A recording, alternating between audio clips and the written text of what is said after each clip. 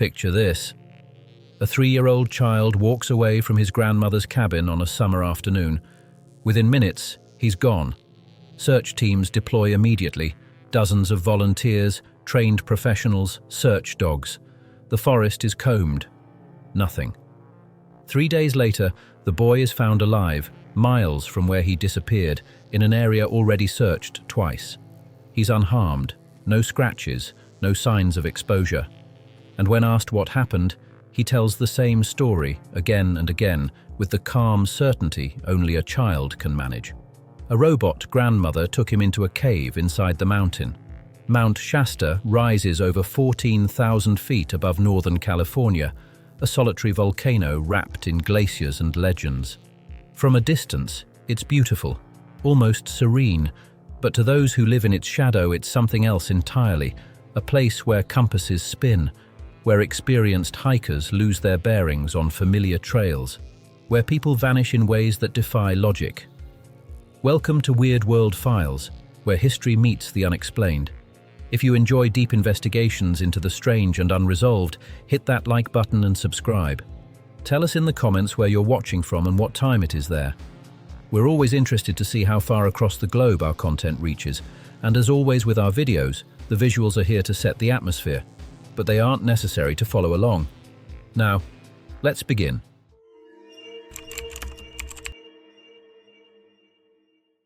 The boy, we'll call him John, though that's not his real name, disappeared on July 9th. The year doesn't matter. What matters is what happened and what didn't. His grandmother had taken him to her cabin near the mountain's southern base. It was a clear day, warm, the kind of afternoon where you can see for miles. She stepped inside for less than 5 minutes. When she came back out, John was gone. She called his name. No answer. She searched the immediate area, the yard, the edge of the tree line, the small dirt road that wound past the property. Nothing. Within 20 minutes, she'd called local authorities. Within an hour, search teams were on site. This is important. The response was immediate. This wasn't a case where hours or days passed before anyone realized something was wrong. The search began quickly, methodically, and professionally. Dogs were brought in. They picked up John's scent, leaving the cabin, heading toward the forest. And then nothing. The trail simply ended. Not at water, not at rock. Just stopped. Volunteers combed a 2-mile radius. They searched in grids. They searched again.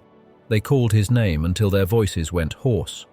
On the second day, helicopters with thermal imaging swept the area. Nothing.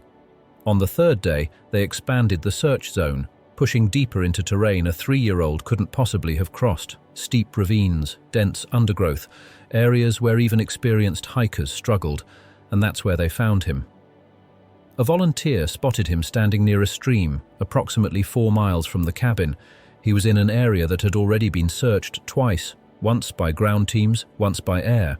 He was clean, his clothes were barely dirty, there were no scratches on his arms or legs, no signs of dehydration or exposure. He was calm. The search team expected trauma. They expected a child who'd spent 3 days alone in the wilderness to be terrified, disoriented, possibly injured. Instead, John smiled when he saw them. He wasn't crying. He wasn't afraid. When they asked where he'd been, he told them about the robot grandmother. She had silver skin, he said. She didn't walk. She floated. She took him into a cave inside the mountain where there were lights but no sun. Other people were there, he said, but they didn't talk. They just watched. The grandmother gave him food, not regular food, something that tasted like light. She told him he was safe, that he would go home soon, but then something even stranger happened. John said the robot grandmother made him lie down. She examined his stomach, telling him he was from outer space, that he'd been placed inside his mother. Then she handed him what he described as a sticky piece of paper and instructed him to go to the toilet on it. He didn't understand why. He was frightened. But he did what she asked. When it was over, she took him back outside. And then he was standing by the stream, and the search team found him. Now here's what makes this case impossible to dismiss. John's story never changed. Over the following weeks, he was interviewed separately by social workers, child psychologists, and law enforcement. Each time, he told the same story with the same details in the same order. There were no contradictions, no embellishments, no coaching. 3-year-olds don't maintain consistent false narratives under repeated questioning. Their stories shift, details change, they confuse dreams with reality, mix up timelines, forget what they said before. John didn't. Authorities searched for the cave. They combed the area where John was found. They brought in geologists familiar with Mount Shasta's volcanic structure. The mountain is riddled with lava tubes and caverns, some mapped, many not.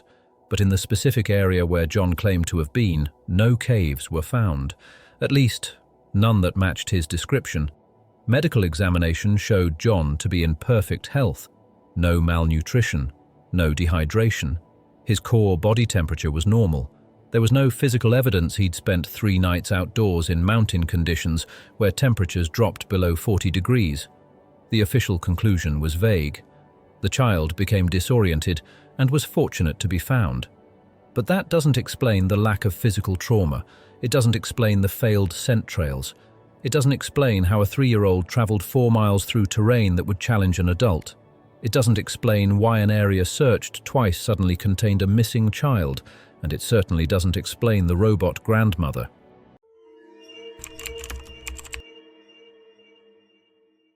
Carl Landers was not a child prone to imagination. He was 43 years old, an experienced backpacker who'd spent over 2 decades exploring wilderness areas across the Pacific Northwest. Mount Shasta was familiar territory. He'd hiked its trails dozens of times. On September 14th, Carl and 3 friends set out on a well-marked trail along the mountain's eastern slope. The weather was clear. Visibility was excellent. They'd planned a moderate day hike. Nothing technical, nothing dangerous. Around 2 p.m., they stopped for a break near a clearing. Carl said he was going to step off the trail briefly, maybe 50 yards, to get a better view of the valley below. His friends watched him walk into the tree line, and then he was gone. Not gradually, not after some period of time, immediately. One of his companions, Mark Reeves, later told investigators that Carl was visible for approximately 30 seconds after leaving the trail. He was walking normally, not running, not showing any signs of distress. Mark looked down to adjust his boot. When he looked up, maybe 10 seconds later, Carl was no longer visible. Mark called out. No response. All 3 friends moved toward where they'd last seen Carl. They were calling his name, expecting him to respond from just ahead, maybe behind a tree or a boulder. But when they reached the spot where Carl had been, there was nothing. No sign of passage. The undergrowth wasn't disturbed. There were no footprints in the soft earth. The forest was silent. They searched for 20 minutes before calling for help. Search and rescue arrived within 90 minutes. By nightfall, over 50 people were combing the area. Dogs picked up Carl's scent along the trail and at the point where he'd left it, and then lost it completely, just as with John. Over the next 5 days, the search expanded to cover nearly 12 square miles. They used helicopters, drones, thermal imaging, and ground teams. They searched caves, ravines, and dense forest. They checked every logical path Carl might have taken if he'd become disoriented. Nothing. No clothing, no equipment, no trace. Here's what makes Carl's disappearance particularly disturbing. He vanished in broad daylight, in good weather, on familiar terrain, within sight of his companions. There was no cliff he could have fallen from, no river he could have been swept into. The forest wasn't dense enough to prevent sound from traveling. Even if he'd suffered a sudden medical emergency, a heart attack, a stroke, his body should have been found. The search area was thorough and immediate. One search and rescue volunteer, who'd participated in dozens of wilderness recoveries, later described the scene as wrong. The word he kept using was absence. Not just the absence of Carl, but the absence of any evidence he'd ever been there. It was like he stepped through a door and closed it behind him, the volunteer said. I've seen people get lost. I've seen people die in the wilderness, but I've never seen someone just stop existing. Carl Landers was never found. His case remains open, classified as a missing person. The official explanation suggests he may have fallen into an unmapped lava tube or cave system. But Carl's friends reject this. They insist the terrain where he disappeared had no visible openings, no sinkholes, no obvious hazards, and even if he had fallen, search dogs should have detected something. Thermal imaging should have picked up a heat signature, unless he fell very far, very quickly, into something that somehow sealed behind him.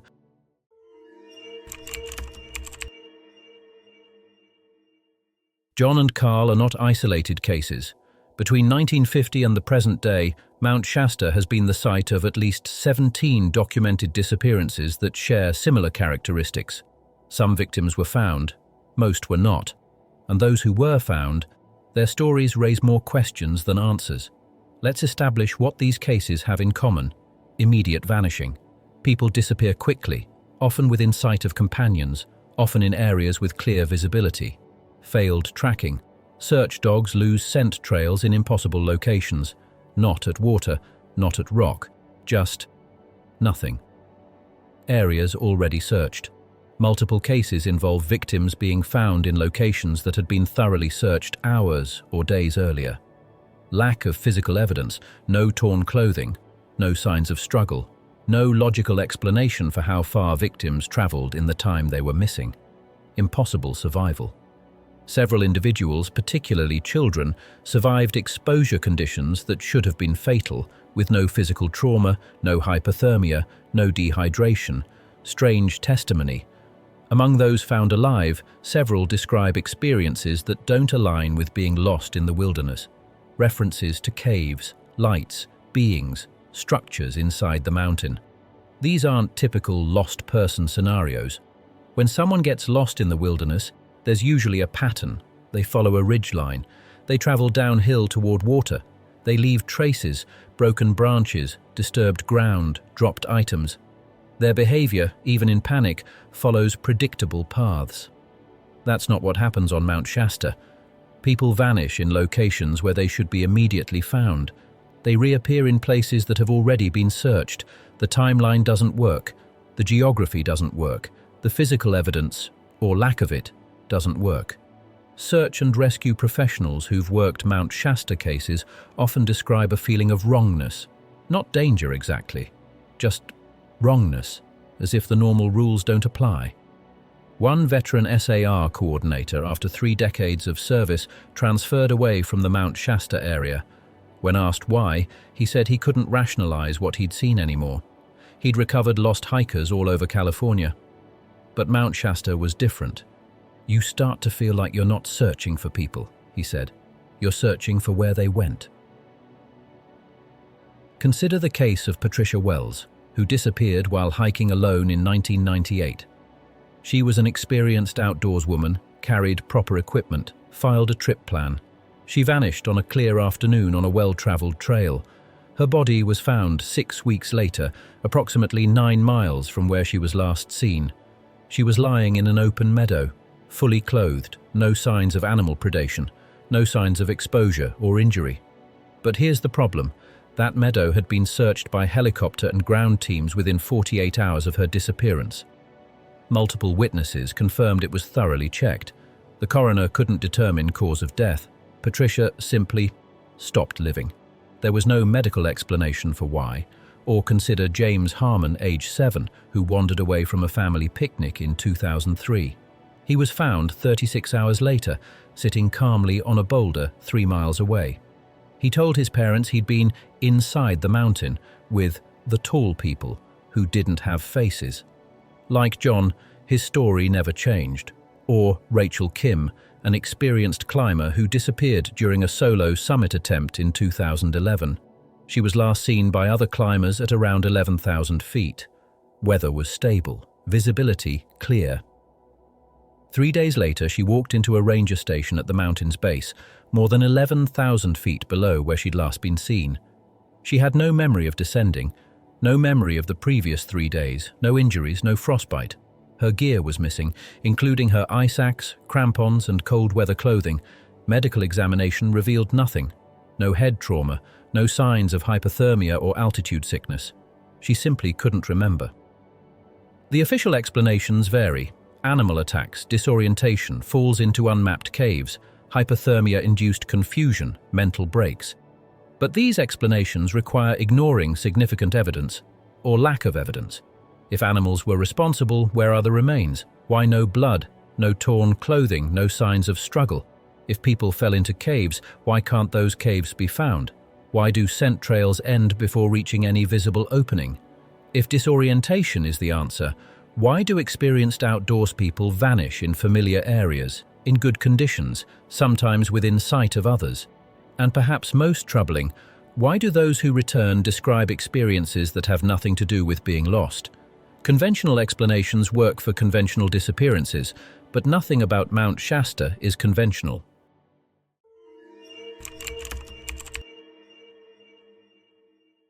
So why this mountain?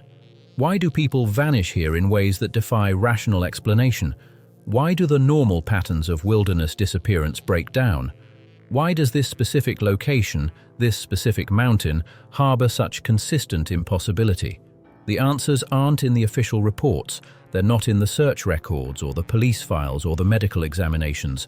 They're in what's been said about this mountain for far longer than we've been keeping official records. They're in the stories, the legends, the things that have been whispered about Mount Shasta for centuries, long before anyone thought to bring search dogs and helicopters and thermal imaging, because Mount Shasta isn't just a mountain. According to those who've lived in its shadow for generations, according to indigenous peoples, early settlers, mystics, and locals who've seen things they can't explain, Mount Shasta is hollow, not metaphorically, not symbolically. Hollow. And what's inside may be where the vanished go. We've explored how people disappear. We've examined cases that resist conventional explanation. We've established that something about Mount Shasta creates patterns that shouldn't exist. But we haven't yet asked the most important question. What is Mount Shasta hiding? Visual, dark cave entrance. In the next episode, we'll explore the legends of the Hollow Mountain. We'll examine accounts going back hundreds of years, stories of cities beneath the earth, of beings who live in places the sun never reaches, of doorways that open and close according to rules we don't understand. We'll look at what witnesses claim to have seen inside the mountain, and we'll ask whether the vanished aren't lost at all.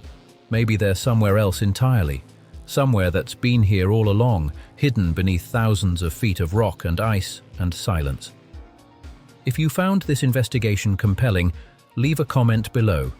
Tell me what you think happened to John, to Carl, to the others who disappeared on Mount Shasta. Share your theories. Tell me if you've heard similar stories from other locations, and if you haven't already, subscribe to Weird World Files. We're just beginning to explore what lies beneath the surface of our world. Until next time, stay curious, stay questioning, and maybe stay off that mountain. The answer to why people vanish may be more unsettling than their absence.